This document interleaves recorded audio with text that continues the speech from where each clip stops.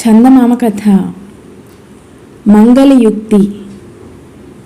ఇక్షుమతి నదీ తీరాన మంకనుడనే మహాముని ఆశ్రమం నిర్మించుకొని తపస్సు చేసుకుంటూ ఉండేవాడు. ఒకనాడు ఆ మహాముని ఆశ్రమంలో తిరుగుతూ ఉండగా అరటి చెట్ల మధ్య ఆయనకు ఒక శిశువు దొరికింది. మంకనుడు ఆ పిల్లను తన కుటీరానికి తెచ్చుకుని ఆమెకు కదలి అని పేరు పెట్టుకుని తన కుమార్తెలాగే పెంచి పెద్దదాన్ని చేశాడు. కదలి యుక్త వయస్కురాలై ఉన్న సమయంలో మధ్యదేశపు రాజు దృఢవర్మ ఆ ప్రాంతాల వేటాడవచ్చి మంకన మహాముని దర్శనం చేసుకోవటానికి ఆశ్రమానికి వెళ్ళాడు. అక్కడ అతనికి కదలి కనబడింది. ఆమె సౌందర్యం చూడగానే రాజుకు ఆమెను తప్పక పెళ్లాడి తీరాలని కోరిక కలిగింది. వెంటనే రాజు మంకన మహాముని పాదాలకు ప్రణమిల్లి, స్వామి, నా కోరిక ఒకటి ఉన్నది, నెరవేర్చుతానంటే చెబుతాను అన్నాడు దీనంగా. మంకన మహాముని రాజు కోరిక సులువుగా గ్రహించాడు. ఆయన తన కోరిక తీరుస్తానని మాట ఇచ్చిన మీదట రాజు తనకు కదలిని వివాహం ఆడాలని ఉన్నదని తెలియపరిచాడు. రాజా, నీకు నా కుమార్తెనిచ్చి వివాహం చేయటానికి నాకేమీ అభ్యంతరం లేదు. కానీ ఒక్కటే జ్ఞాపకం ఉంచుకో, కదలి రాజాంతపురాలలో పెరిగినది కాదు, ఆశ్రమంలో పెరిగినది. దానికి కుట్రలు కుత్సితాలు తెలియవు.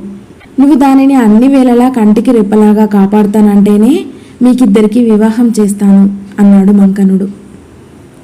ఆమెను నా ప్రాణం కంటే ఎక్కువగా చూసుకుంటాను అని రాజు ప్రమాణం చేశాడు. త్వరలోనే మంచి ముహూర్తం చూసి మహాముని రాజుకు కదలికి ఆశ్రమంలోనే శాస్త్రోక్తంగా వివాహం చేసేశాడు. రాజు వెంట వెళ్ళిపోయే సమయంలో కదలితో ఆమె చిలికత్తెలు, రాజుల అంతఃపురాలు బంగారు పంజరాలని చెబుతారు. నీకక్కడ సుఖంగా ఉంటుందో ఉండదో, సుఖంగా లేకపోతే తిరిగి ఇక్కడికి వచ్చేయి. అయితే నిన్నిక్కడ చేర్చటానికి తోడెవరు ఉండరు. అందుచేత వెళ్ళేటప్పుడు దారి పొడుగునా ఈ ఆవాలు రాలుస్తూ వెళ్ళు. అవి త్వరలోనే మొలిచి మొక్కలవుతాయి. ఆ మొక్కలు చచ్చిపోయినా వాటి పక్కనే మళ్ళీ కొత్త మొక్కలు మొలుస్తూనే ఉంటాయి.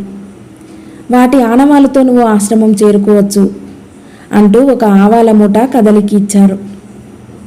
రాజు తన కొత్త భార్యతో బయలుదేరి మధ్యరాజ్యం చేరాడు. దారి పొడుగునా కదలి ఆవాలు రాలుస్తూ వెళ్ళింది. కదలి వచ్చినది మొదలు రాజు తన పెద్ద భార్య ముఖమే చూడటం మానేశాడు. సభ చాలించగానే కదలి ఉండే మందిరానికి వెళ్ళేవాడు. అక్కడే నృత్యగాన వినోదాలు జరిపించుకునేవాడు.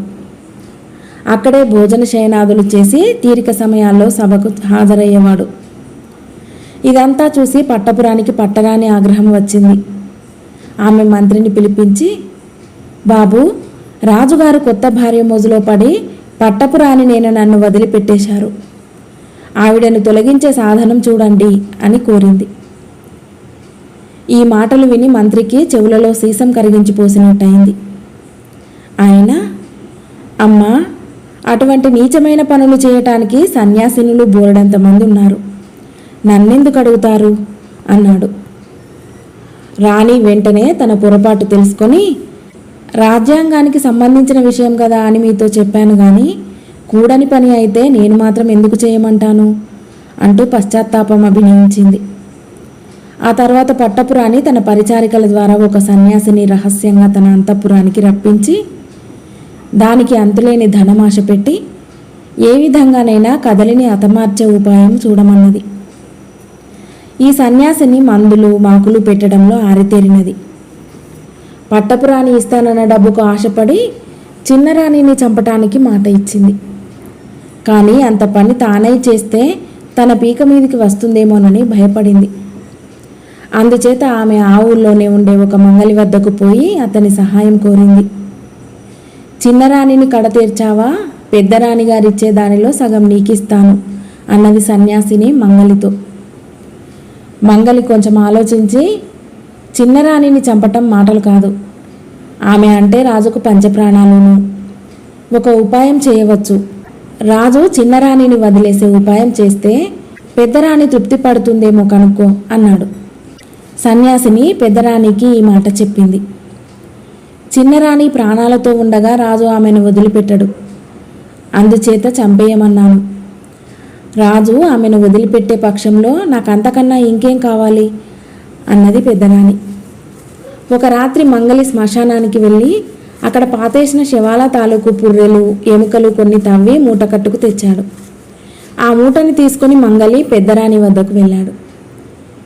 అమ్మా, ఈ మనిషి ఎముకలను చిన్నరాణి గారి పాకశాలలో అటక మీద రాత్రిపూట రహస్యంగా పెట్టించండి.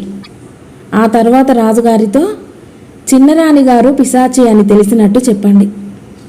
ఇల్లంతా పరీక్షించమనండి. ఈ ఎముకలు దొరికాక వారే నమ్ముతారు. ఆ తర్వాత తప్పక చిన్నరాణిని వెళ్ళగొట్టేస్తారు. అప్పుడు మీరు సుఖంగా ఉండవచ్చు అన్నాడు. పెద్దరాణి సంతోషించి మంగలికి అంతులేని బంగారం మూటగట్టి ఇచ్చింది. మంగలి యుక్తి పారింది. కదలి పిశాచి అంటే మొదట రాజు నమ్మలేదు. కానీ పాకశాలలో అటక మీద మనిషి ఎముకలు దొరికాక ఆయనకు పెద్ద భార్య మాటల్లో నమ్మకం కుదిరింది. ఆయన కదలిని కట్టుబట్టలతో వెళ్ళగొట్టేశాడు. కదలి ఆవ మొక్కల ఆనవాలు బట్టి కాలినడకను మంకనముని ఆశ్రమం చేరుకున్నది. రాజు తన రెండవ భార్యను వెళ్ళగొట్టేశాడన్న వార్త ఊరంతా పొక్కింది. దీనికోసం కనిపెట్టుకుని ఉన్న మంగలి గబగబా బయలుదేరి రాజదర్శనార్థం వెళ్ళాడు. ఒక రహస్య విషయం రాజుగారికి స్వయంగా చెప్పాలని అన్న మీదట రాజు మంగలిని తన వద్దకు రానిచ్చాడు. ఎంత అన్యాయం జరిగిపోయింది మహారాజా! ఏ పాపము ఎరుగని ఇల్లాలని వెళ్ళగొట్టేశారా? ఇందులో నేను తెలియక చేసిన ద్రోహం కూడా ఉన్నట్టు అనుమానం తగిలి జరిగినది ఏలిన వారికి మనవి చేసుకుందామని వచ్చాను అన్నాడు మంగలి. నువ్వేం చేశావురా? త్వరగా చెప్పు అన్నాడు రాజు ఆదుర్దాగా.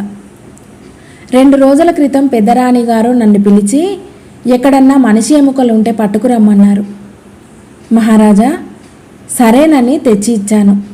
ఇంత పని జరుగుతుందని నాకేం తెలుసు అని వలవలా ఏడవసాగాడు మంగలి. రాజు వాణ్ణి ఊరడించి వాడికి పెద్ద బహుమానం ఇచ్చి పంపేశాడు. తర్వాత పట్టపు రాణిని ఖైదులో ఉంచి విచారణ జరిపించాడు. చిన్నరాణి మీద కుట్ర చేసినట్టు ఆమె ఒప్పుకున్నది. రాజు ఆమెను పట్టపు రాణి పదవి నుంచి తొలగించాడు.